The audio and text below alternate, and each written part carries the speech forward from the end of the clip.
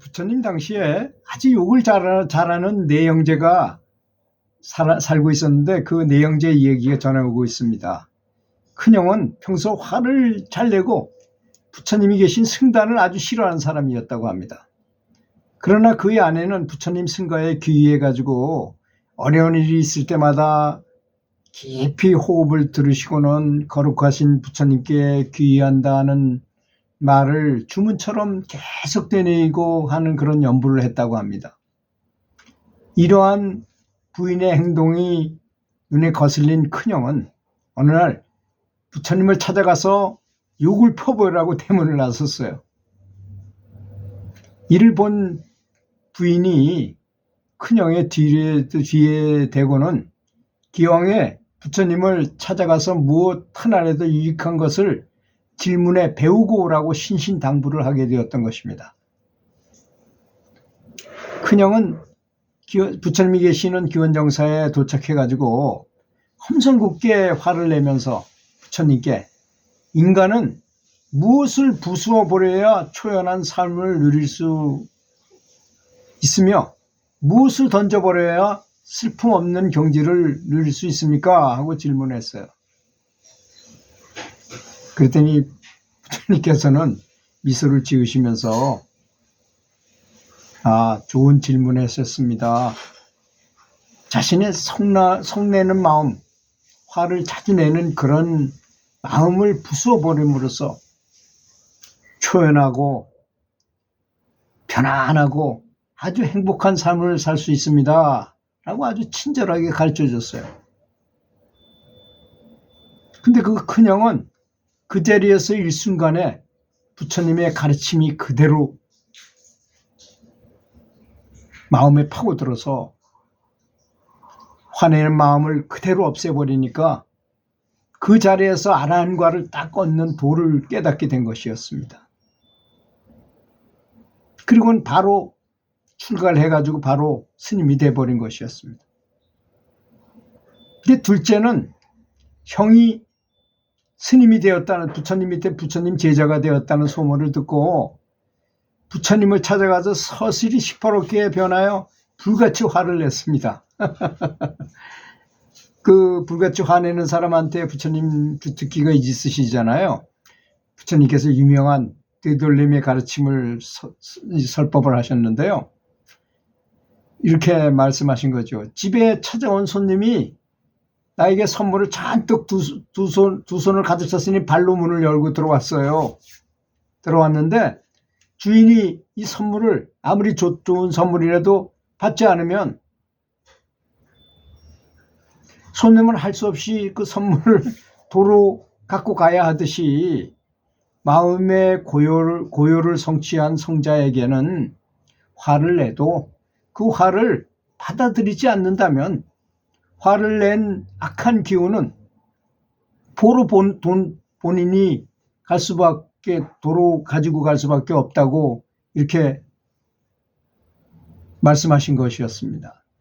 둘째도 큰 충격을 받았죠. 원래는 따지러 갔었는데 부처님께서 그렇게 깨달음의 말씀을 하시니까 너무나 합당한 말씀을 하시니까 뭐 할 말이 없잖아요. 그래서 둘째 역시 부처님께 귀의해가지고 출가해서 부처님이 제자가 됐어요. 그래서 성자의 경지에 올랐다고 합니다. 결국 그 형제들은 평소에 화를 잘 내는 나쁜 습관을 버림으로써 모두 다 출가해가지고 모두 다 아라한과 이상의 성자의 경지에 올랐다는 것입니다. 그렇게 욕을 잘하고 불같은 성질을 잘 내고 그렇게 하던 사람도 부처님 같은 고귀한 정신을 의식을 가지신 분을 만나니까 큰형은 바로 그 자리에서 바로 아라한과를 얻었고 다른 형제들도 다 출가해서 부처님이 제자가 되면서 높은 경지를 얻게 되었다는 것이었습니다. 또 한 가지 말씀을 해드리면 중국 송나라 때 선풍을 드날리던 삼도 스님은 원래 출가하기 전에 직업이 백정이었답니다. 매일 소돼지를 때려잡는 그런 백정이었는데 어느 날 그 죽어가는 동물들을 보면서 너무나 불쌍하다는 생각이 들고 칼을 놓고 수행자의 길로 들어선 후에 너무나 참회를 많이 하고, 그런 사람일수록 참회를 더 많이 하잖아요. 저도 이렇게 교직에 이렇게 있어 보니까 학생 중에서 큰 죄를 지은 학생이라 하더라도 정말 잘못을 깊이 용서하면서 구슬 같은 땀을 닭똥 같은 눈물을 흘리면서 참여하면서 열심히 공부하는 학생이 최고로 뛰어난 사람이 된 것을 본 적이 있는데요. 그런 것처럼 이 사람이 백정에서 스님이 됐으니까 얼마나 그 참여를 많이 해야 되겠다는 생각이 들겠어요. 진심으로 깊이 참여하면서 다른 사람보다 더 훨씬 5배는 더 많이 해야 된다. 나는 그럴 사람이다. 죄가 있기 때문에. 이러고서 열심히 공부한 끝에 깨달음을 얻고 기쁜 마음에 그 기쁜 마음을 시로 읊었어요. 어제는 야차의 마음이었는데 오늘은 보살의 마음이네. 보살의 얼굴과 야차의 마음은 백지 한 장 차이도 없다네. 이런 시를 읊었어요. 그래, 겉은 마음은 비록 엄청나게 거듭나고 정말 아름답게 변하지만 겉모습은 별 다른 게 없다는 이런 뜻이잖아요. 이 말 뜻이. 어제는 야차의 마음인데 오늘은 보살의 마음이다. 마음이 완전히 바뀌었다. 그 자연계에서도 그런 걸 보여주잖아요. 큰 송충이가, 그 흉측한 송충이가 뇌꼬치를 만들어가지고 들어갔다가 뇌꼬치를 뚫고 나와가지고 그놈이 황골탈퇴를 해가지고 다른 것으로 우화해가지고 아름다운 나비가 되는 것처럼, 어제는 야차의 마음이었는데 오늘은 보살의 마음이네. 그런데 이 겉모습을 얘기한 거죠. 보살의 얼굴과 야차의 마음은 백지 한 장 차이도 없더라. 그렇게 생각하는 것이, 그러니까 일체유심조다, 이런 말씀이겠죠. 모든 중생은 한 생각에 윤회의 길과 열반의 길이 갈린다고 합니다. 요즘 제가 많이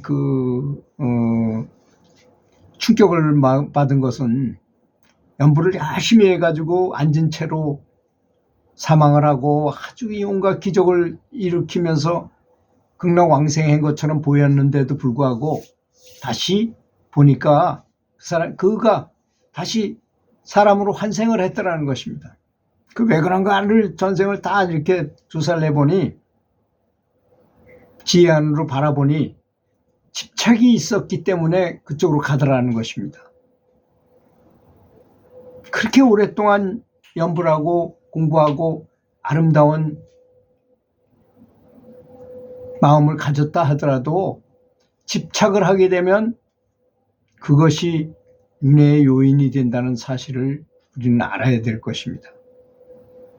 그래서 마음은 그림을 만드는 화가와 같아서 여러 가지 형상을 만드나니 일체 세간이 마음에 의해서 만들어지지 않는 것이 없다고 했습니다.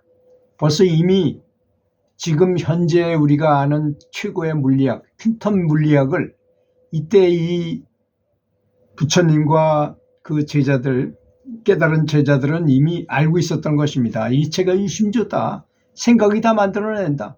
좋은 생각을 하면 좋은 결과를 가져올 것이고, 나쁜 생각을 하면 나쁜 결과를 가져올 것이고, 세상에 나가서 늘 고기 먹고 재밌는 사람들끼리 만나서 쓸데없는 세속적인 얘기만 많이 하게 되면 당연히 그런 결과를 가져오게 되는 것은 너무나 당연하다, 이런 말씀이죠. 어떤 사람은 계속 기도하고 금식하면서 기도하는 사람도 있고, 어떤 사람은 세속적으로 나가서 지위가 높아지려고 돈을 많이 벌려고 친구들을 많이 만나서 다 재밌게 지내기를 원한다면 그 결과가 어떻게 나오겠습니까? 그건 뻔한 이치가 아니겠습니까? 그래서 이렇게 부처님이 하신 말씀과 이런 걸 그 사람의 생각의 여하에 따라서, 화를 잘 내는 사람도 부처님 앞에 가서 질문을 했더니 그냥 바로 와라한이 될 수도 있는 그런 마음이었다는 것입니다. 그래서 이렇게 그 유명한 목사님들도 보면요, 주로 깡패 출신이고 뭐 아주 인생을 어렵게 살던 분이 딱 개심을 해가지고 기도를 열심히 하고 공부를 열심히 해가지고 목사님이 되면요, 그분의 설교는 다른 사람의 설교와 달라요. 본인이 다 체험해보고 나쁜 짓도 해보고 좋은 일도 많이 해봤기 때문에 사람들의 마음을 이해할 줄 안다는 것입니다. 그런 것이 중요한 것입니다. 아무리 죄가 많더라 하더라도 참회하고 정말로 회개한다면 그 사람은 진실한 사람이 되는 것이라는 이런 뜻이 아니겠습니까? 들어주셔서 감사합니다.